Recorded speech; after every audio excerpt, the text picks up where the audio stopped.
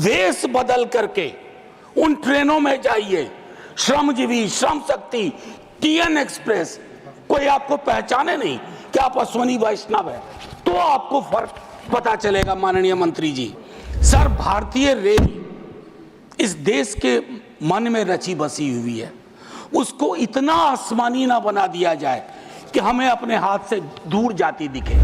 और मैं उस क्षेत्र से आता हूं जहां की ट्रेनों के नाम वहां के हालात बयान करते हैं। श्रम शक्ति, श्रमजीवी, जनसाधारण। वंदे भारत अभी तक हमारी किस्मत में आया नहीं है, इसलिए भी संभवतः आए होंगे क्योंकि लालू जी के कार्यकाल में कुली वर्ग को जो सुविधाएं दी गई वो महत्वपूर्ण है। याद करना, लोकल फॉर वोकल की हम बात करते हैं, कुल्हड़ को हमने आखिरी सलाम करके किनारे कर दिया। अक्सर हम देखते हैं कि भगदड़ भी हुई यहाँ न्यू दिल्ली रेलवे स्टेशन पे, खबरें आई कि सीसीटीवी ऑफ कर दिए गए। हमें चिंता इस बात की होती है कि लोग ना जान जाए, बगैर इसके कि किस प्रकार हम इस तरह की चीजों को करें। श्री मनोज कुमार जी झा, 5 मिनट्स। जी शुक्रिया माननीय वाइस चेयरमैन साहब। माननीय मंत्री जी हैं, पटरी वाले भी हैं, आसमान वाले भी हैं और दोनों को फ्यूल देने वाले भी हैं। 3 महत्वपूर्ण महकमा हमारे समक्ष हाजिर है। Sir, railway amendment bill pay चर्चा हो रही है, लेकिन आमतौर पे मैं देख रहा हूं कि रेलवे को लेकर के जो सार्वभौमिक चिंता है वो बिल से ज़्यादा व्यक्त हो रही है।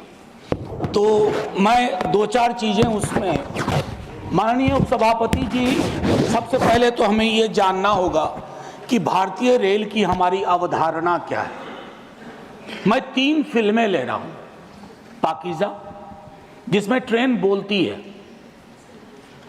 आप पाकीज़ा में बार बार ट्रेन का सीक्वेंस आना वो कई चीज़ों के प्रतीक के रूप में इस्तेमाल हुआ है। दूसरा, गमन, माइग्रेशन की पूरी पीड़ा, और मैं उस क्षेत्र से आता हूं जहां की ट्रेनों के नाम वहां के हालात बयान करते हैं। श्रम शक्ति, श्रमजीवी, जनसाधारण। वंदे भारत अभी तक हमारी किस्मत में आया नहीं है। मैं कुछ बातें, माननीय उपसभापति महोदय, और एक फिल्म है कुली, उसके भी क्या निहितार्थ थे हम सब वाकिफ हैं।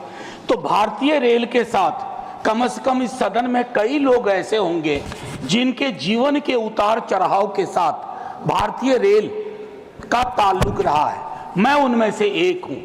अपनी जिंदगी के हर पड़ाव पे भारतीय ट्रेन ने मुझे सुकून भी दिया है और मुझे सोचने समझने की शक्ति भी दी है, खिड़की के पास बैठ करके। माननीय उपसभापति महोदय, ये कोइंसिडेंस नहीं है कि आज मैं सुबह बाहर अपने घर के खड़ा था, कुली मोर्चा के साथी आए और उन्होंने अपनी चिंताएं मेरे समक्ष कही। हम सब ने कुंभ का बहुत जिक्र किया। प्रयागराज स्टेशन पे जो पारंपरिक रूप से काम करने वाले कुली थे, उनको दरकिनार करके आउटसोर्सिंग की गई। पूरा दस्तावेज है सर, सौंप भी दूंगा। कुलियों को लेकर के मेरे पास इसलिए भी संभवतः आए होंगे क्योंकि लालू जी के कार्यकाल में कुली वर्ग को जो सुविधाएं दी गई वो महत्वपूर्ण है। याद करना, बाकी नव उदारवाद ने कई प्रस्थापनाएं बदल दी हैं। लोकल फॉर वोकल की हम बात करते हैं, कुल्हड़ को हमने आखिरी सलाम करके किनारे कर दिया। कुछ चीजें जो मैं कहना चाहूंगा, मैं माननीय मंत्री जी से कहूंगा, do we really require 100% electrification? क्या ये हमारे लिए सबसे बड़ी प्राथमिकता हो? उस रूट पे भी इलेक्ट्रिफिकेशन जहां दिन में सिर्फ एक गाड़ी चलती है यहां से वहां, और मढ़ौरा में जो डीजल इंजन बन रहा है जिसकी कोडल लाइफ 30 ईयर्स, उसका क्या होगा? अभी भी मढ़ौरा में निर्माण हो रहा है। माननीय मंत्री जी से ब्यूटिफिकेशन पे बहुत खर्च हुआ, अच्छा लगता है, लेकिन एंड यूजर को क्या हासिल हो रहा है खूबसूरत चमचमाती स्टेशन से? क्योंकि मैं देख रहा हूं सर, प्रीमियम ट्रेनों पे जो प्रीमियम है सरकार का वो बाकी ट्रेनों को नहीं है सर। हाल में मैं तमिलनाडु एक्सप्रेस से गया था, माननीय मंत्री जी से मैंने एक दिन लाइटर वेन में आग्रह किया था कि आप अपना प्रशासनिक अमला लेके विजिट मत करो, वेश बदल करके उन ट्रेनों में जाइए। श्रमजीवी, श्रम शक्ति, टीएन एक्सप्रेस, कोई आपको पहचाने नहीं कि आप अश्वनी वैष्णव है, तो आपको फर्क पता चलेगा। माननीय मंत्री जी, IRMS बनाया, लेकिन उसमें 8 सर्विस और जोड़ दी। क्या हासिल हुआ भाई? पुनर्विचार करिए, कुछ फैसले अगर बदलने पड़े। अब इसमें 8 नई सेवाएं हैं। 4 वर्षों से चल रहे सर्विस निगोशिएशन का कुछ हासिलात नहीं हुआ। मेरा मानना है कि पहले का जो रेलवे का था कि 5 बोर्ड मेंबर्स बोर्ड में जो अपना अपना डोमेन नॉलेज लेके आए, उनको उसको बहाल किया जाए। मैनुअल कपलिंग अभी भी क्यों हो रही है कोचेज एंड वैगन्स में, जिससे मौत की आशंकाएं रहती हैं? क्या हम इस परिपाटी को खत्म नहीं कर सकते? हम तो खैर क्या कहूं, शिकायत भी नहीं कर सकता। सीवेज में उतर के मरने वाले के लिए आज तक सिवाय आंकड़ों में जोड़ने के हमने कुछ नहीं किया। स्टाफ को लेकर के चिंता है सर। रेलवे बहुत बड़ा एम्प्लॉयर भी था, बहुत बड़ा, one of the biggest employer. और 23 में संभवतः जनवरी के महीने में यही बताया गया कि 3,12,000 नॉन गजेटेड पोस्ट खाली है। उसके लिए हमारी क्या चिंता हुई?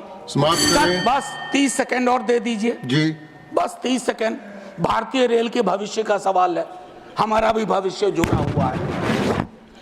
और सेफ्टी को लेकर के मेरे कई साथी बोल चुके हैं, मैं उस पर टिप्पणी इसे तो इतना करना चाहता हूं कि जब कवच की चर्चा हुई, हमने बहुत सारे विजुअल्स देखे, बहुत तरह की बातें देखी, लेकिन उसके बावजूद अगर इस प्रकार की दुर्घटनाएं होती हैं, जैसे उसके लिए एक अकाउंटेबिलिटी मैकेनिज्म, अक्सर हम देखते हैं कि भगदड़ भी हुई यहाँ न्यू दिल्ली रेलवे स्टेशन पे, खबरें आई कि CCTV ऑफ कर दिए गए। हमें चिंता इस बात की होती है कि लोग ना जान जाए, बगैर इसके कि किस प्रकार हम इस तरह की चीजों को करें। अंत में आखिर मैं आपसे आग्रह करूंगा सर, भारतीय रेल इस देश के मन में रची बसी हुई है, उसको इतना आसमानी ना बना दिया जाए कि हमें अपने हाथ से दूर जाती दिखे। वंदे भारत से कोई विरोध नहीं सर, बहुत चलाइए वंदे भारत, लेकिन जो आपकी पुरानी ट्रेन थी जिसमें 80% आबादी आज भी सफर करती है, उन ट्रेनों की क्या हालत है उस पर भी विचार करें। शुक्रिया सर, जय हिंद।